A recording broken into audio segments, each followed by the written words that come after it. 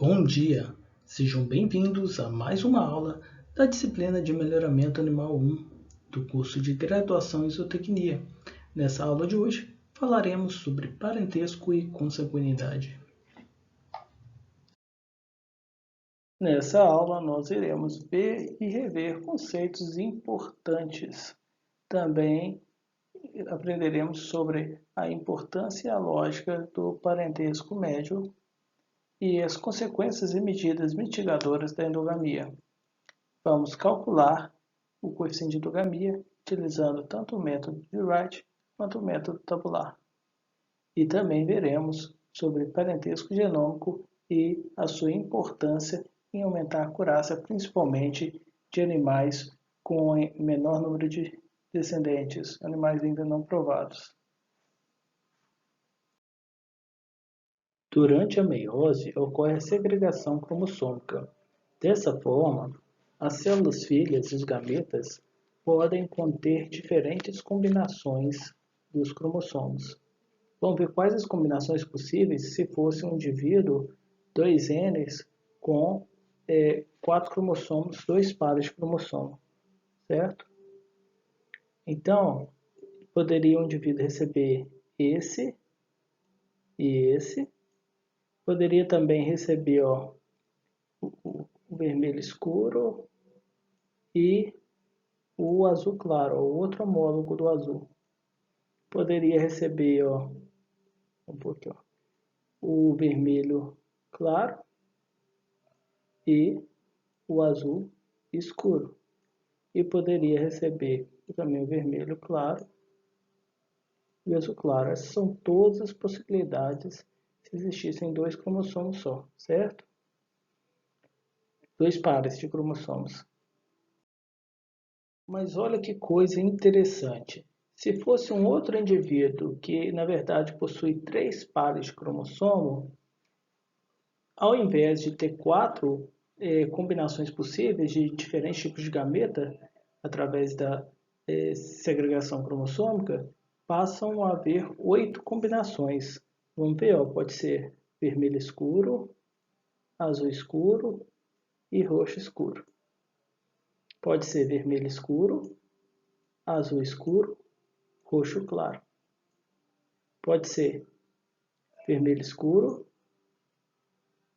azul claro e roxo escuro. Pode ser vermelho escuro, azul claro e roxo claro. Agora vamos passar para o vermelho claro. Pode ser vermelho claro, azul escuro, roxo escuro. Vermelho claro, azul escuro, roxo claro. Vermelho claro, azul claro e roxo escuro. Agora todos claros, vermelho claro, azul claro e roxo claro, certo? Então aqui, os que têm a mesma cor, a gente está colorido dessa forma para indicar que eles são homólogos. Então, um está escuro, o outro está claro, para diferenciar qual homólogo que está sendo passado. Então esse aqui, teria vindo do pai e esse da mãe desse indivíduo. E esses são os gametas que é possível formar. Em vez de formar 4, se fosse um indivíduo que só possui 4 cromossomos, dois pares de cromossomos, quando tem 3 pares, que são 6 cromossomos, formam-se 8 tipos diferentes de gameta, sem considerar crossing overs. Estava muito fácil, né? Vamos complicar mais? Agora a gente vai pegar aqui 4 pares de cromossomos, são então 8 cromossomos no total. Então eu divido 2Ns com 4 pares de cromossomos, 8 cromossomos no total. Nesse caso, ao invés de 4 ou ao invés de 8, agora são quantas combinações possíveis? 16. Então aqui, 1, 2, 3, 4, 5, 6, 7, 8, 9, 10, 11, 12, 13, 14, 15, 16. E como é que a gente faz para calcular isso? Olha, a gente poderia ir fazendo assim um por um, vermelho, azul, mas nós não vamos fazer isso agora não. Agora eu já vou mostrar para vocês um jeito aqui, mais fácil. Se o indivíduo é 2Ns, Então, cada par de cromossomos que ele tem seria 2 multiplicado o número de combinações possíveis, né? Então, como é que a gente faz para multiplicar o 2 várias vezes? Uma das formas é a gente colocar ele elevado ao expoente, que seria o número de pares de cromossomos. Então, a gente tem aqui 1, 2, 3, 4 pares de cromossomos. Então, 2 elevado a 4 quer dizer que a gente tem 16 combinações possíveis. Qual que é a chance de cada combinação ocorrer? Se a gente está desconsiderando também crossing overs, porque senão a gente teria recombinações dessa parte aqui, desse cromossomo com esse aqui, Então a gente poderia ter outras possibilidades. Então a gente está desconsiderando crossing overs, está desconsiderando mutações também, né, que complicariam mais, mas também não mudariam no final o que a gente quer entender, que o parentesco médio e também consanguinidade. Então essa forma de raciocínio aqui vai ajudar a gente. Então a gente vai considerar o quê? Que cada um tem a chance o quê? Se são 16 possibilidades, cada um tem a chance de 1 sobre 16. Então todos têm a mesma chance. A gente também está considerando que não tem nenhum gene aqui que, por exemplo, poderia causar uma inviabilidade desse gameta, fazendo com que ele não tivesse algum problema que não permitisse ele cumprir a sua função, né? É possível obter mais combinações do que a gente viu nos slides anteriores, de 16? Olha que interessante. Vamos ver algumas espécies aqui de animais domésticos. Bovinos, bubalinos, equinos, galinhas, ovinos e suínos. No caso dos bubalinos aqui, a gente está falando dos búfalos de rio, né, que tem 50 cromossomos. No caso da outra possibilidade, seria os búfalos de pântano, ou variedade de carabaus, seriam 24 pares, 48 cromossomos. Aqui, caprinos eu não coloquei na tabela porque ele vai ter o mesmo número de cromossomos que bovinos e cães têm o mesmo número de cromossomos de galinhas, acredite ou não. Então, vamos ver para o bovino aqui. São 30 pares, total de 60 cromossomos. Quais são as possíveis combinações, recombinações nos gametas do cromossomo de um indivíduo? Então, ele tem 30 pares, 2 elevado a 30, dá o quê? Aqui é centenas, mil, milhões, bilhão, né? 1 bilhão, 73 milhões, 741 mil, 824 combinações diferentes. Isso dá uma possibilidade de 9,3 elevado vezes 10 elevado a menos 10, né? Seria o quê? 0,0000000093132, né? É uma probabilidade muito pequena. Então, se você tivesse um bovino passando aquele conjunto de cromossomos num gameta, a probabilidade de o próximo filho desse bovino, o gameta ter essa mesma combinação, olha só que coisa interessante, é baixíssima, né? Agora, o contrário também segue a mesma proporção.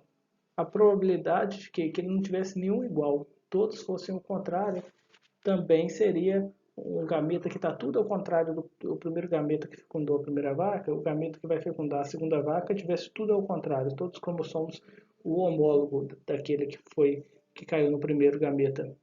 Então a probabilidade também seria essa aqui, que é muito baixa, né? Aqui, pubalinos, 33 milhões de combinações. Equinos, 4 bilhões, 294 milhões. Galinhas e cães, 549 bilhões, 755 milhões. Né? Ovinos, 134 milhões, é bem menos. Suínos, bem menos. 524 mil só. Né? Então, se a gente fosse fazer aquilo que a gente fez com os 16 combinações, com as 4 combinações, ia dar muito trabalho, né? Então, que bom que tem a formulinha, né? Então, e ganha na Mega Sena. A Mega Sena possui aqui, centena, mil, milhão, 50 milhões, um pouco mais de 50 milhões de combinações, né? Com probabilidade cada uma de 1,9 vezes 10 a menos 8. Então, vamos ver qual a chance de você ter um touro, por exemplo, passando o mesmo gameta para 2 filhos, passou para um filho, e depois passar o mesmo gameta para o segundo filho, dado que ele já passou para o primeiro, com aquela mesma combinação cromossômica, é mais fácil você ganhar na Mega Sena. Bubalinas também. Equinos também. Galinhas também. Ovinos também. Ó, suínos não. Suínos já seria mais fácil socorrer do que você ganhar na Mega Sena. Mesmo assim, a probabilidade de socorrer é muito baixa, certo? Voltando ao caso de uma suposta espécie com 4 pares de cromossomos, vamos supor que um indivíduo recebeu da mãe um desse aqui, ó. Vou escolher esse aqui, por exemplo. Gameta quando ele foi formado, né? Qual que é a chance? Ó, então a gente tem aqui, ó, cromossomo vermelho escuro, azul claro, roxo escuro e verde claro. Qual que é a chance de um novo indivíduo, filho dessa mesma mãe, receber essa mesma combinação no gameta que vai formar ele? Então, a gente viu que era o quê? 1 sobre 16. O que seria totalmente o oposto que isso? Não receber nenhum cromossomo igual. Seria ó, vermelho claro, roxo claro, ó, achei, ó, vermelho claro, roxo claro, verde escuro e azul escuro. Então a probabilidade de receber isso aqui também é 1 sobre 16. 1 sobre 16. E qual que é a probabilidade de receber alguns iguais e outros diferentes? Ó, esse aqui ó, seria um igual. Não, ó, 1, 2, 3 iguais e esse aqui diferente. Ó, então 3 iguais. Certo? Vamos ver algum outro que seja 3 iguais. Ó. Aqui, ó, 1, 2, x, x. Esses aqui são 2 iguais. Ó, 1, 2, 3, 3 iguais. 1, não, não, sim, 2 iguais. Então, olha só que coisa interessante. Se você continuar verificando, você vai ver, ó, esse igual, esse diferente, esse igual. Então, 3. Que, se você considerasse que os cromossomos, como se eles tivessem os mesmos pesos, não houvessem crossing over, você vai ver que a probabilidade de receber todos iguais ou todos diferentes é muito baixo. Mas a probabilidade de receber alguns iguais e outros diferentes é uma probabilidade muito mais alta. Para ganharmos tempo e adiantar nossa vida, eu já marquei aqui em cada gameta o número de cromossomos que era idêntico ao do gameta ao acaso lá que gerou, que foi, fez parte da composição para gerar o primeiro indivíduo. Então, se fosse o segundo indivíduo aqui, ó, qual gameta seria, qual gameta desses que seria doado, né? Seria igualzinho, né? Se for igual, ó, vai ter os 4 cromossomos iguais. E se for totalmente diferente, ó, os 4 cromossomos diferentes. Quantas possibilidades de ocorrer zero aqui, ó? Só tem um zero, 1 sobre 16. Quantas possibilidades de ter os 4 iguaizinhos? Só tem um gameta que tem 4 iguais. Esse gameta que foi que deu origem ao primeiro indivíduo. Então a possibilidade também é 1 sobre 16. Né? E qual que é a possibilidade de ter 2 cromossomos iguais, 2 diferentes? Então 2 iguais, 2 diferentes. Aí se a gente contar aqui, ó, são 6 sobre 16 possibilidades. E ter ter um igual, um diferente. Ou 3 iguais e um diferente. Então, um igual ou 3 diferentes, ou 3 iguais e um diferente. Nesse caso aqui, ó, a probabilidade é a mesma, 4 sobre 16. Ó. Então, 3, 1 com 3, 2 com 3, 3 com 3, 4 com 3, 4 sobre 16. E com 1, ó, 1, 2, 3, 4. Então, olha só, a região de tendência central é ter metade dos cromossomos iguais, metade diferentes, certo?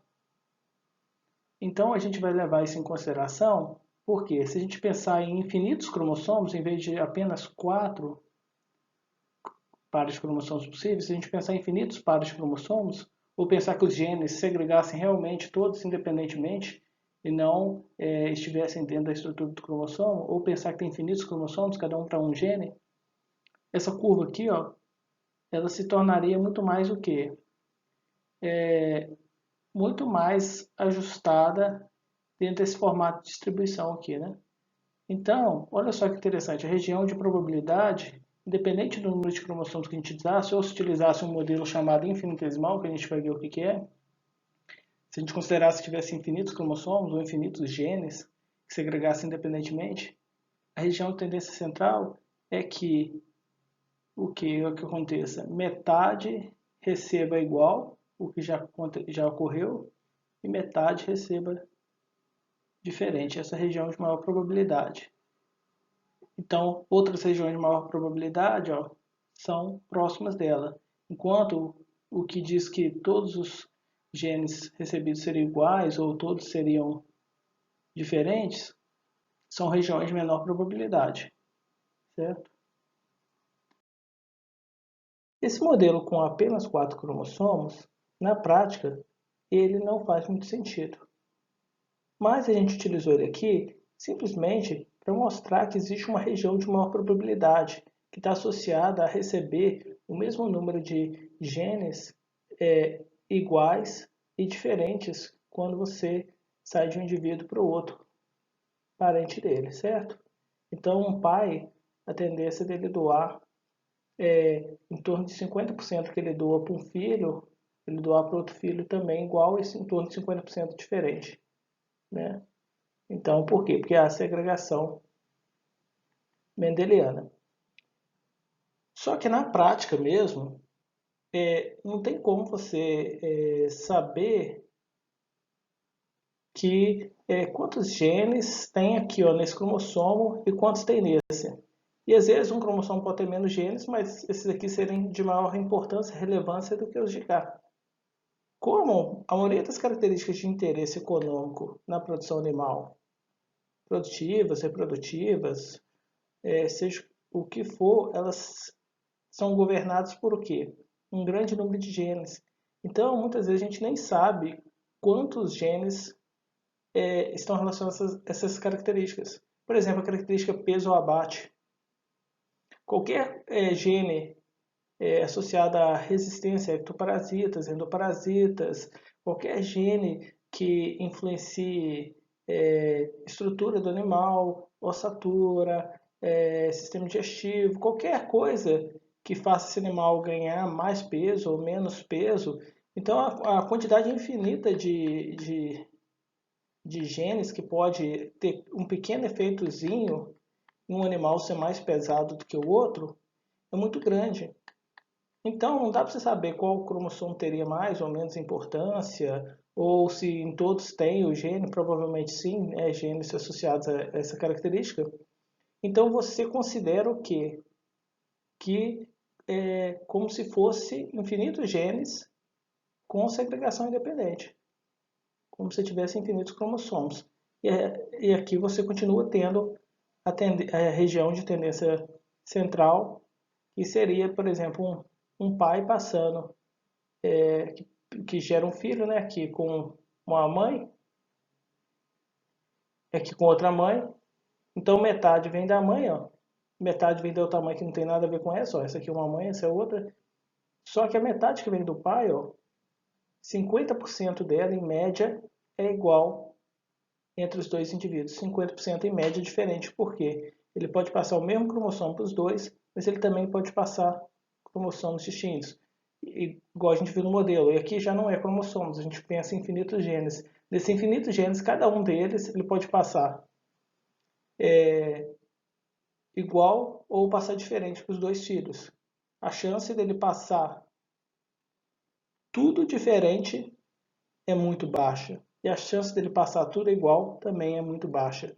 A maior probabilidade de ele passar em torno de metade dos genes, metade da importância que tem para essa característica igual e metade diferente.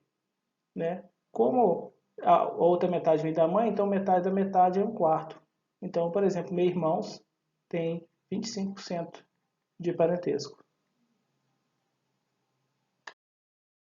Enquanto o ponto de maior probabilidade, o ponto de tendência central, o parentesco médio entre meus irmãos fica em torno de 25%, então já aceita 25% como parentesco médio e utiliza ele em diversas equações e modelos de predição de valor genético.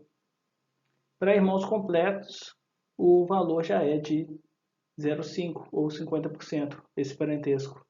Por quê? Aí, enquanto o meu irmão, geralmente a mãe é diferente e só o pai que é o mesmo, então a gente tem 50% vem das mães diferentes no meu irmão e 50% vem do pai que é igual. Então esses irmãos poderiam ter até 50% igual ou nada igual, sendo que em média eles vão ter o quê? 50% do 50% do pai é a maior probabilidade que eles tenham de genes em comum. Então, tá aqui a gente assume esse parentesco médio. Já para irmãos completos, o pai doa para os dois filhos e a mãe também doa gene para os dois filhos. Só que a mãe pode doar os mesmos genes e o pai também, todos iguais, ou pode doar todos diferentes. Mas a região de maior probabilidade é doar em torno da mais ou menos metade igual, mais ou menos metade diferente, que é essa região de maior probabilidade. Então você tem 50%, 50%, 25%, que vem do pai, 50% do 50%, 25% da mãe, então você volta para os 50%. Então, como podemos definir o parentesco? Dois indivíduos com características similares podem apresentar genes em comum, desde que parte dessa expressão da característica seja influenciada por causas genéticas. Concorda? O parentesco é o termo que identifica as relações genéticas entre indivíduos, enquanto o coeficiente de parentesco é o termo que determina qual é o grau médio da proximidade genética entre esses dois indivíduos que são aparentados. Então, para relembrar e fixar, nós temos dois tipos de características, as qualitativas e as quantitativas. Enquanto as qualitativas são governadas por um ou poucos genes, as quantitativas são governadas por um número muito grande de genes.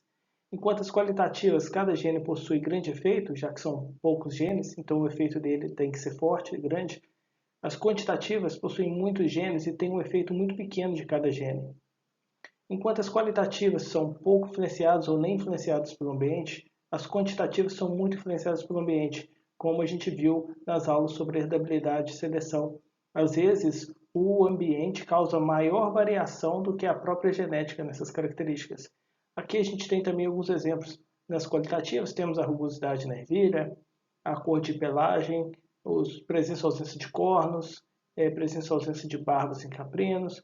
E nas quantitativas nós temos sacas por hectare de seja de café, peso sobre ano em bovinos, produção de leite pode ser bubalinos, espessura de tocinho em suínos, que são exemplos de características quantitativas.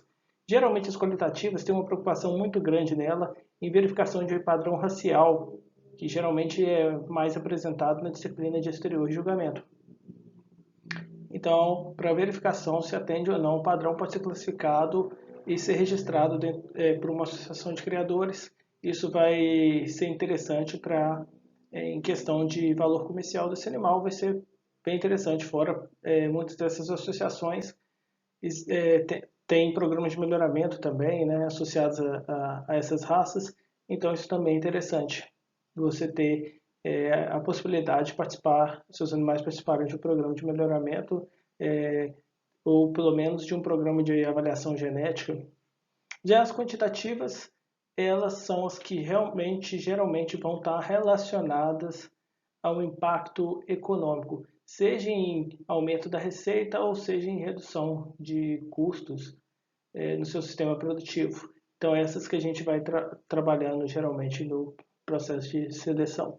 Então, aqui a gente trabalhou numa fórmula que trata tudo como qualitativo, dá uma ideia nas mesmas noções que a gente via em genética de populações, pensando em um gene, passando para um pai, passando para outro pai, chegando no indivíduo, e a gente também viu como era o raciocínio quantitativo, pensando em um modelo infinitesimal e reproduzindo esses genes várias vezes, como se fosse um infinitos genes. Uma das definições mais comuns de endogamia ou consanguinidade é que ela seria o acasalamento de indivíduos mais aparentados entre si do que o parentesco médio esperado se eles fossem escolhidos ao acaso na população. Basicamente, o que está dizendo é que a consanguinidade ou endogamia ela deriva do acasalamento de indivíduos que possuem parentesco entre si, de indivíduos que possuem genes em comum não só por estado, mas por ascendência. E as principais consequências da endogamia é o quê? Está geralmente relatada, né, em diversos trabalhos em redução de fertilidade, sobrevivência e vigor dos animais. Geralmente ela está mais associada a características de baixa habilidade, características muito influenciadas pelo ambiente também. O que essa endogamia faz de tão ruim? Ela reduz a heterozigosidade, que é a taxa de ocorrência de genótipos em heterozigose nos indivíduos.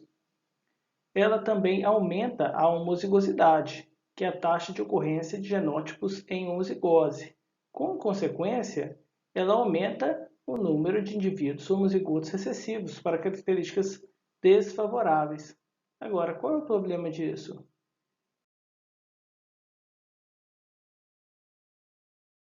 O problema, como você deve lembrar, está relacionado a todo exemplo que você já viu até hoje, desde as ciências no ensino médio até as disciplinas de genética e de melhoramento no seu curso de graduação. Quais eram os exemplos de genes ruins que causavam algum prejuízo, seja em plantas, humanos, animais, e até genes que podiam causar letalidade? Geralmente ele estava em que condições para manifestar esses defeitos? Ele estava em homozigose recessiva. Então, essa é uma condição da maioria dos genótipos para apresentar algum problema. Então, esse é um dos problemas da endogamia, porque ela aumenta a frequência de ocorrência de homozigose recessiva, acontecendo o quê? Que os indivíduos endogâmicos, de forma geral, vão ter maior probabilidade de apresentar fenótipos com alguma desvantagem adaptativa, certo? Aí eu faço uma outra pergunta para vocês. Por que os alelos deletérios geralmente são recessivos? Por que eles não são, por exemplo, dominantes? Tem duas explicações plausíveis para isso. Uma é uma explicação relacionada à suficiência, que significa o quê? Pode ser que uma cópia tenha algum defeito e que não seja funcional, ou que traga uma funcionalidade muito reduzida, enquanto uma outra forma alélica seja tão funcional que, uma vez que só metade desse gene sendo transcrito e traduzido, a proteína ou uma enzima, já seja suficiente para quê? Para você ter toda a funcionalidade. Então, toda vez que você tem uma forma ruim, essa forma ruim não faz muito sentido essa forma ruim ir lá e complexar com a forma boa. Não tem muita explicação para isso ocorrer. Seria uma coincidência muito grande. Agora, você tem uma forma que funciona e uma forma que não funciona. E quando as duas estão juntas, o serviço é feito, a funcionalidade ela ocorre, ou totalmente, ou com dominância parcial. Isso é uma explicação muito mais lógica. Por quê? Porque mesmo que exista uma forma alélica sendo transcrita e traduzida e gerando um produto ruim, ou que foi silenciada e nem é transcrita e nem traduzida, você tem a outra forma boa que faz o trabalho, que cumpre aquela função. Então, às vezes, o meio fica concentrado de substratos e só a metade sendo produzida do que você esperava, de uma determinada proteína, ou função estrutural, ou uma enzima, já vai ser o suficiente para o que você precisa no organismo para ele sobreviver e até produzir e desempenhar bem. Uma outra possibilidade é que estamos constantemente, sejam plantas, ou seja também animais, em constante seleção natural, principalmente para características reprodutivas. Uma vez que o indivíduo não se reproduz, ele não deixa descendentes. Então, os genes dele não são passados. Características de adaptabilidade também. E a seleção artificial. A gente está constantemente selecionando plantas e animais que manifestem características que são de nosso interesse para produção, para geração de renda e produtos de interesse. Então, como a gente está sempre fazendo isso, se fosse o contrário e a forma dominante é que causasse o prejuízo, então aqui ó, a 2 está dominando sobre a 1. Então vamos supor que a 2 seja uma forma ruim. Olha só que interessante. Eu poderia eliminar tudo de uma vez aqui, ó, e ficar só com os indivíduos que têm a forma alélica que eu tenho interesse. Agora, como ocorre na prática, na maioria dos genes, é isso aqui, ó. O recessivo, que é o A2 aqui, ó, nesse caso aqui, que é o que eu não quero, ele é que é o problema. Então, quando eu tenho um heterozigoto que apresenta dominância completa, o A2, que é a forma alélica problemática, ela fica aqui escondida no heterozigoto, produzindo a mesma coisa que o homozigoto dominante. Então, olha só que coisa ruim. Às vezes a gente acha que é o outro que seria problemático. Não, olha só como é que isso aqui é ruim. Porque não tem como, se eu não tiver um marcador molecular, se eu não utilizar algum conhecimento mais avançado, de eu conseguir separar esse heterozigoto do homozigoto no meu processo de seleção. Então, essa forma alélica vai junto. E aí, quando um heterozigoto acasala com outro heterozigoto, vai ter 25% de chance de gerar esse indivíduo de novo, o qual eu eliminei na geração anterior. 50% de continuar gerando esse aqui e 25% de gerar o homozigoto dominante. Então é um problema muito mais difícil de eliminar na população. Você precisa de várias gerações de seleção para tentar eliminar esse problema. Ele sempre vai ficando aqui escondido no heterozigoto. Eu coloquei para quem gosta de gravar alguns coeficientes de endogamia que podem ser encontrados em acasalamentos entre parentes com alto grau de parentesco, né?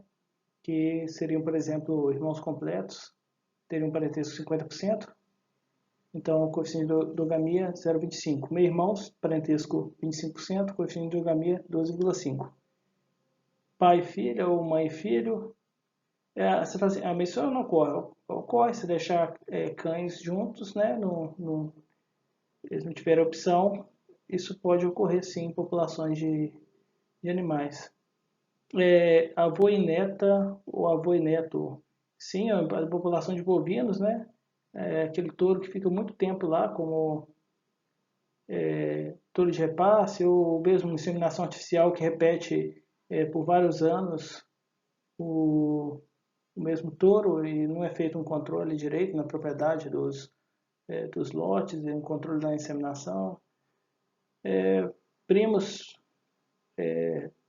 duplos, primos primeiros, com 2 avós em comuns em vez de 4. Isso aqui é um caso muito raro, mas ocorre às vezes em cidade pequena.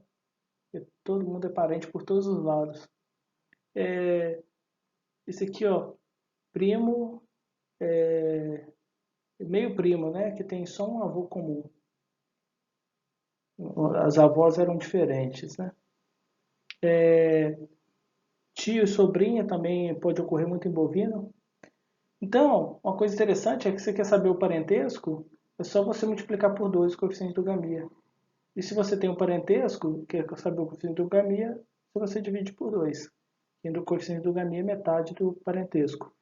Então esses valores aqui estão corretos? Sim e não. Por que não?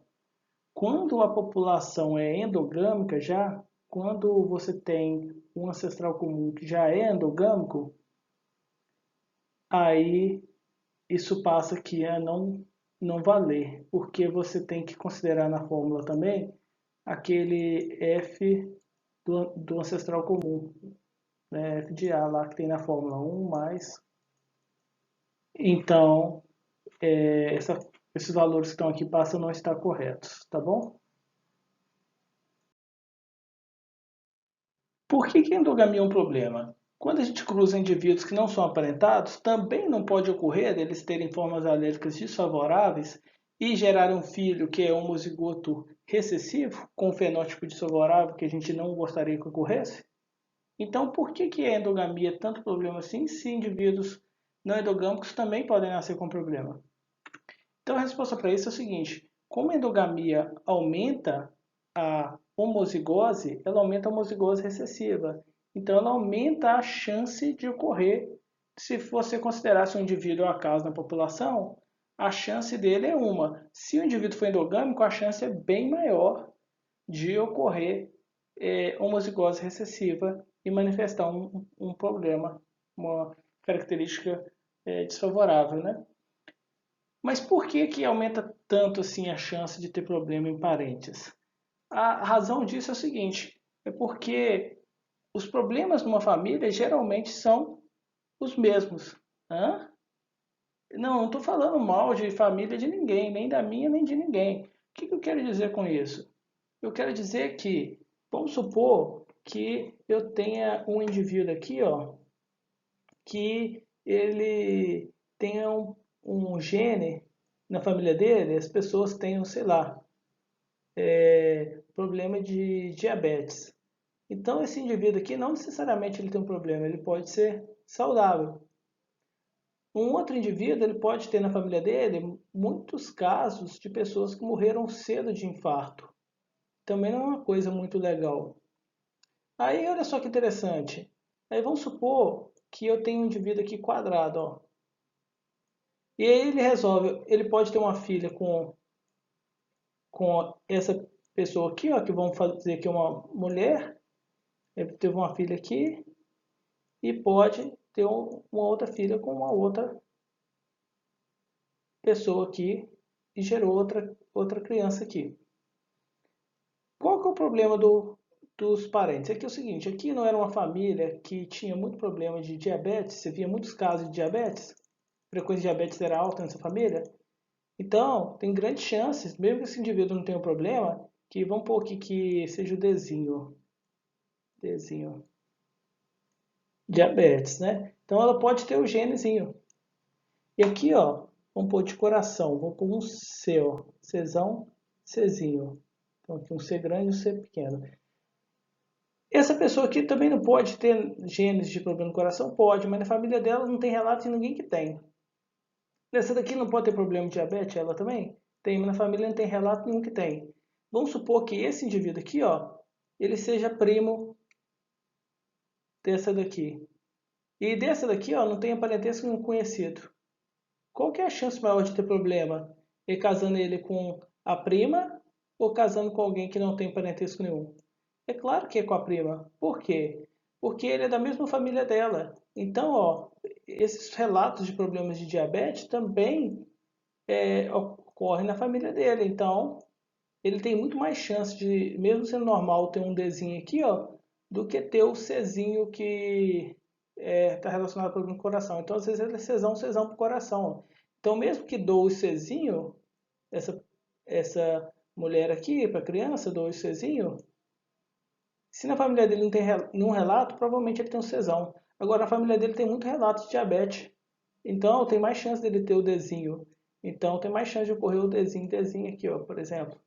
Não falando que seja um gene ou que seja um gene só, que esteja associado, e não é só genético essas questões, mas só para você entender que se você cruzar indivíduos aparentados, a chance é maior de ocorrer o problema, porque os genes recessivos têm mais chance de estar indivíduos que vêm da mesma família, deles terem recebido aqui, ó, são ancestrais comuns, né? São parentes, de um avô ancestral comum aqui, ou de uma avó, ou dos dois avós, né, ter passado tanto para cá quanto para cá um gene deletério ruim, que não necessariamente é só esse, mas diversos outros que podem acontecer. Às vezes nasce uma criança que depois, quando crescer, vai ter algum problema produtivo, ou mais chance de ter problema na coluna, ou nasce sem o baço. Então, isso acontece. Em todas as espécies as quais a gente visa produzir, o avanço tecnológico gerado pelo, pelas novas tecnologias reprodutivas, né, que é inseminação artificial e transferência de embriões, é uma coisa de outro mundo. Isso é um avanço tremendo para melhoramento, para ganho genético, para aumento de intensidade de seleção. Isso é absurdo o nível tecnológico que isso está, sendo uma coisa assim que hoje parece até simples e corriqueira.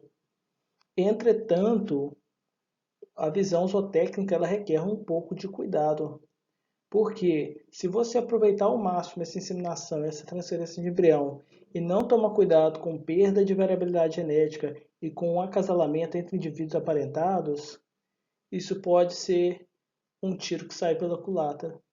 Isso pode ser uma coisa que, em vez de te favorecer, pode acabar com a genética do seu rebanho, né? Então a gente já teve problema aí, até Nelore, né? Pessoas buscando genética na Índia, né? Por de origem indiano e tudo mais. Por quê? Porque às vezes as linhagens do rebanho núcleo, em algum momento, há uns 10 anos atrás, ficaram muito fechadas. Você buscava muito top 0,1%, né? E aí acabava que depois, no final das contas, os indivíduos estavam ficando muito aparentados, não tinha mais de onde você ganhar, não tinha mais variabilidade, e ainda começavam a poder ocorrer problemas de endogamia, problemas na reprodução dos animais. Então, a tecnologia ela vem para o bem, mas se a gente usa ela mal, não tem como ela trazer bons resultados para a gente. Então tem que tomar muito cuidado, tem que usar o conhecimento da sala de aula e tentar aplicar ele lá no campo. Senão as coisas dão errado. Agora nós vamos fazer um pequeno intervalo e voltamos na segunda parte.